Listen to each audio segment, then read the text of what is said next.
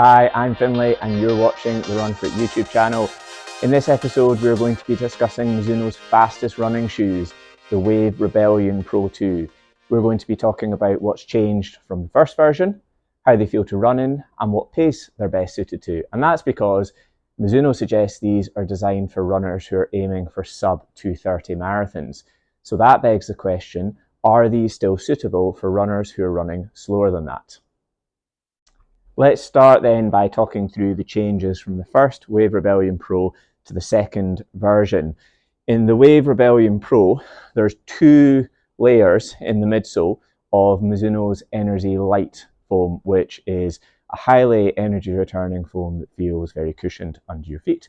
Whereas in the second version, there is now a top layer of the midsole of Energy Light Plus, which is softer and lighter than Mizuno Energy Light. And in fact, Mizuno suggests that this new midsole compound improves energy return by up to 32%. The stack heights have also changed. So in the first version, the heel's 39 millimeters high at the heel and 33 millimeters high at the forefoot, whereas in the second version, it's a 38 millimeter high heel and a 36.5 millimeter high forefoot. So the drop has changed from 6 millimeters to 1.5 millimeters. You should also be able to see the difference in the midsole here. You can see this section in the midfoot looks different. So in the new version, in the Wave Rebellion Pro 2, they filled out this midsection here and it's actually broader, and that's designed to promote more stability under the feet. And while Mizuno haven't talked about it, it does look like the forefoot section's actually broader as well. However, despite this extra cushioning and an extra support on offer, the weight has actually gone down. So the men's only weigh 215 grams and the women's weigh a mere 180 grams. So they're very lightweight. Now, while you can't see the carbon-infused nylon wave plate that's sandwiched in between the two foams in the midsole, there are some changes to it. So in the first version, because the midsole was actually quite firm, they put a cutout in the forefoot section of the plate to help improve that underfoot softness and make it a little bit more comfortable. However, because of the Energy Light Plus foam, it's now a much softer underfoot sensation. They've got a full-length carbon fiber plate with no gaps in it. It also now has a rib design, which is designed to promote even more propulsion under the foot and make it a little bit snappier. One point which is worth highlighting, which isn't talked about too much, is there's small rises on either side of the plate, which just help provide a little bit more stability and support for your feet. And finally, while there's no significant changes to the upper, there are some adjustments there. So there's a slightly new shoelace loop design here, which just promotes a little bit more lockdown. I found that the fabric on the toe box feels a little bit softer than it did in the first version. And I suppose the biggest change is the removal of the heel counter here. You can see how soft, and you can basically just fold that over. And there's now just these little heel pods on the inside. Hopefully you can see that there, which just help hold your ankle in place. They still have midfoot straps around this area of the shoe that just provide a little bit more lockdown as well. And then still have the G3 outsole on the bottom, and this is arguably one of the best outsole rubbers around. It just delivers amazing grip and confidence on wet and dry pavements. Now, what we've not talked about yet is Mizuno's Smooth Speed Assist technology, which you can see written on the side of the shoe here. And this is this unique midsole geometry. And this is what sparks the debate over who the Mizuno Wave Rebellion Pro 2 are best suited to, because as you can see, the heel section is effectively removed from the midsole. And there are some suggestions, some reviews out there from people saying that these won't work for heel strikers. The unique shape to the midsole geometry as well is also designed to keep you on the midfoot to forefoot over the course of a run. And also, in addition to that, the extreme rocker design is really meant to work most effectively when you're running at faster speeds. Well, we put them to the test and actually try to find out if this is the case and who they're best suited to. Now, this run was by no means a scientific test, but I took them out on a slightly different test run to what I would normally do with running shoes to work out who they're going to be suited to. So this involved doing a progressive build run where I did 5 10-minute blocks. So I did 10 minutes at 3:58 marathon pace, and then did 10 minutes at 3:29 marathon pace, 10 minutes at 3:08 marathon pace, 10 minutes at 2:47 marathon pace, all the way down to 10 minutes at just under 2:29 marathon pace.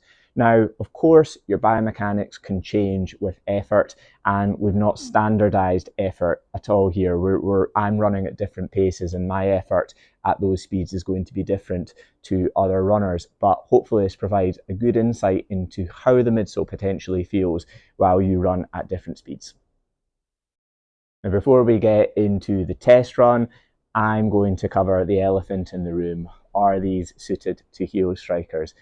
I'm a very prominent heel striker, and I can tell you that these 100% will work for heel strikers. These complement my gait really well. And building on that, I'm someone who suffers from quite tight calf muscles, and I found that the midsole geometry really helps take the stress off that. In fact, that's probably one of the most significant benefits of this midsole. So you see so many runners who get to the end of a race or the end of hard training sessions, and they find it hard to maintain their pace because their calf muscles are getting tight, or they feel pretty sore the next day in their calf muscles. And if that's you, this midsole geometry has the potential to really help reduce how much you're suffering in that area. On to the test run then. Well, running at 3:58 marathon pace in the Wave Rebellion Pro 2 really didn't feel all that great. And that's because this section in the midfoot actually just almost presses up into the arch of your foot. It feels like you're landing on a bit of a bump, and you don't really get much benefit of that rocker shape design. Even moving down to 3:29 marathon pace didn't really feel much of a benefit from the rocker. Yes, the midsole felt a little bit more fluid, and you maybe noticed a little bit more rolling forward, but overall it just wasn't that natural to run in. And the reality is, models such as the Nike Vaporfly 3 and Alphafly 3 genuinely feel very comfortable at that sort of intensity. So I think the news is, and the conclusion is, if you're aiming for a marathon that's in the region of 3:30 to 4 hours, the Mizuno Wave Rebellion Pro 2 probably aren't going to be the best options for you. However, as I moved down to 3:08 marathon pace, that's when you could feel the midsole kicking in and that rocker geometry starting to take effect. And while it doesn't feel quite as propulsive as some competitor models at that sort of intensity, the midsole is definitely helping. I think it's also worth noting that this cushioning feels much more comfortable at that sort of intensity than the first version, because the midsole just feels so much softer and so much more comfortable. As I moved down to 2:47 marathon pace, that's when, again, you just noticed a little bit more propulsion, a little bit more fluidity in the midsole, and it just started to feel even better under my feet and starting to help that little bit more. In contrast, when you move down to 2:29 marathon pace, the midsole just comes alive. It feels so propulsive, and yet the transition from landing to takeoff is just incredibly smooth. It almost feels as if you're running on wheels. And for me, these are the closest running shoes I've ever worn to the Alphafly 3 at that type of intensity. So there is no doubt, when you start to get down to that kind of quicker marathon pace, that these have the potential to really improve your running economy and make that sort of effort much more sustainable. A key piece of feedback to add as well is how stable and supportive the midsole feels at that pace. In fact, all the way through those speeds, the midsole feels very stable. So the changes that they've made to the midsole construction have really paid off, and that confidence in the midsole is actually improved by that outsole rubber. When I was running on that test run, it was actually 1 degree outside, and it was pretty icy underfoot in places, and I wasn't slipping at all with this outsole. So if you're running in wet conditions or you're making tight turns on corners, then you've got a lot of confidence that you're going to put your foot down and not slip or go over your ankle. In terms of the upper, even though this really doesn't have any support here, it does actually provide pretty good lockdown. You don't notice or feel your ankle moving or slipping at all. And I think some of that's made up for how supportive the midfoot strapping is, because that really locks your midfoot into place. So again, when you're going around corners and you're twisting, you don't feel your foot slipping or sliding inside the shoes at all. So what are the Mizuno Wave Rebellion Pro 2 best suited to then? Well, hopefully it's clear that these are in fact designed for faster paced runnings and probably will feel best at that. But contrary to what Mizuno suggest, I think if you're running under 3 hours, 15 minutes for a marathon, then these have the potential to make that pace feel more sustainable, improve your running economy, and hopefully get you to the finish line in a faster time. It is just worth adding that as you run faster and maybe get closer down to that 2:30 to 2:40 marathon pace, that you're probably going to feel even more of a benefit from this midsole geometry. I think one kind of final thing to consider whether or not the Wave Rebellion Pro 2 are going to be right for you is how you like to run a race, because I think they'll probably be best suited to runners who are going to pace things pretty consistently or even negative split a run, because I think if you were to start to slow down quite a lot in these, that's where the midsole might just start to feel a little bit awkward. So you could also look at your training as well. If you're a bit worried about your training, that you've not maybe done enough miles and you think the last section of an event is going to be pretty tough going and you might be struggling to hold on, they might then not be the right thing. But if you've trained really well and you're going into a race very confident thinking, I'm going to finish strong, that's where this rocker geometry could really help you in the closing stages of the event if you're really trying to push the pace. So I think if you are in that camp of maybe think you are going to slow down, maybe models like the Vaporfly, the Alphafly, or the Endorphin Pro are going to be a little bit more forgiving for your gait cycle as you start to fatigue.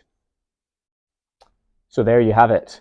The Mizuno Wave Rebellion Pro 2 are definitely a good upgrade on the last version. They feel softer, they feel more comfortable, and they deliver incredible propulsion. There is no doubt these have the potential to help you run a very fast marathon. And if you are running a marathon in under 3 hours, 15 minutes, then you should definitely be considering these. And one final point, they are suitable for heel strikers. Thank you very much for watching this episode. If you liked it, please make sure and hit that like button and subscribe to the channel if you would like to see more content like this. See you soon.